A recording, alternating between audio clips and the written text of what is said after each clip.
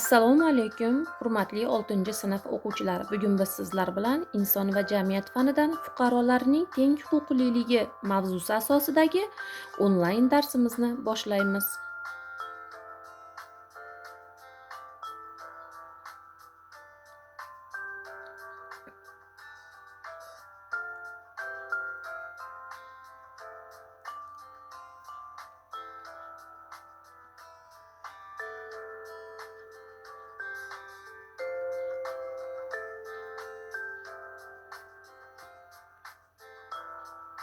Bugungi darsimizning maqsadlari: ta'limiy maqsad, tarbiyaviy maqsad, rivojlantiruvchi maqsad.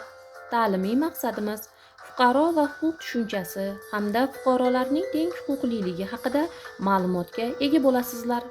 Tarbiyaviy maqsad: Qirg'iz Respublikasining fuqarosi sifatida Konstitutsiyamizni hurmat qilishga, har qanday vaziyatda huquq va burchlarimizdan to'g'ri foydalanishga o'rganasizlar. Rivojlantiruvchi maqsad: fuqarolarning teng huquqli ekanligiga baho berishni, huquqlardan foydalanishni, burchlarimizni turli usullar yordamida bajarish zarurligini shakllantira olasizlar.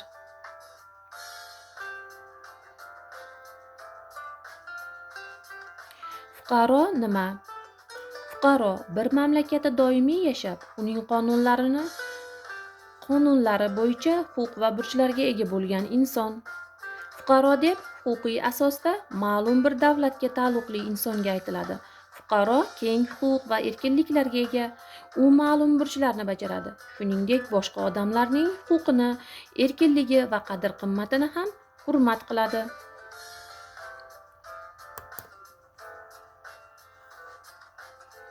Fuqarolik haqida.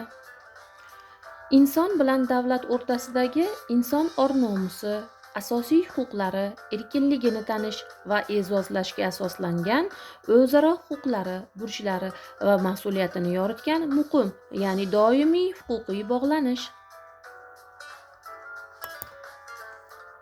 Fuqarolarning huquq va burchlari. Demokratiyaning asosiy tamoyillari xalq hokimiyati, fuqarolarning teng huquqliligi va inson erkinligidan iborat. Qirg'iz Respublikasining fuqarolari o'z davlatining qonunlari bilan tasdiqlangan huquqlarga ega bo'lib, burchlarini bajaradi. Qirg'izistonda yashayotgan barcha fuqarolarning huquqlari bilan burchlari Qirg'iz Respublikasining Konstitutsiyasida aniq ko'rsatilgan. Ularni ta'minlash davlatning asosiy burchi hisoblanadi.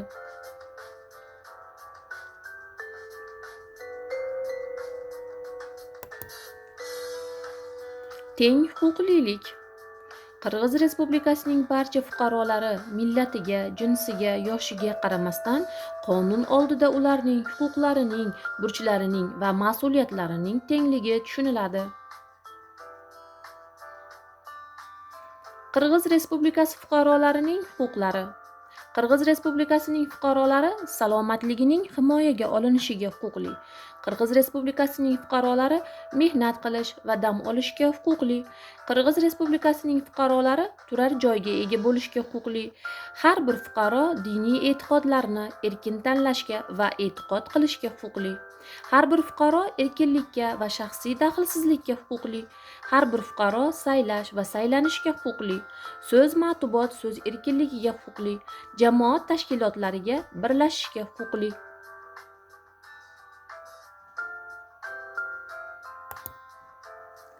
Qirg'iz Respublikasi fuqarolarining burchlari. Vatanni himoya qilish Qirg'iz Respublikasi fuqarolarining muqaddas farzi va burchidir. Qirg'iz Respublikasida yashayotgan har bir fuqaro mamlakatimizning konstitutsiyasi va qonunlarini muqaddas tutishga majburdir. Qirg'iz Respublikasining fuqarosi vatanimizdagi madaniy va tarixiy yodgorliklarni himoya qilishga, nochor oilalarga, bolalarga g'amxo'rlik qilishga, bolalarning umumiy asosiy ta'lim olishini ta'minlashga, atrof muhitga, tabiatga e'tiborli munosabatda bo'lishga, kattalarni hurmat qilishga, jamoat tartibini saqlashga, qonunlarni bajarishga, harbiy vazifani o'tashga majburdirlar. Shuning bilan bugungi darsimiz o'z nihoyasiga yetmoqda. Aziz o'quvchilar, bugungi mavzu yuzasidan sizlarga uyga vazifa va topshiriq beriladi. Uyga vazifa. Fuqarolarning teng huquqliligi deganda nimani tushunasiz? Fuqaro deganda nimani tushunasiz? Fuqarolarning huquqlari nimalardan iborat? Fuqarolarning burchlari nimalardan iborat? Ushbu savollarga 6-sinflar uchun Inson va jamiyat kitobidan foydalanasizlar. E'tiboringiz uchun rahmat.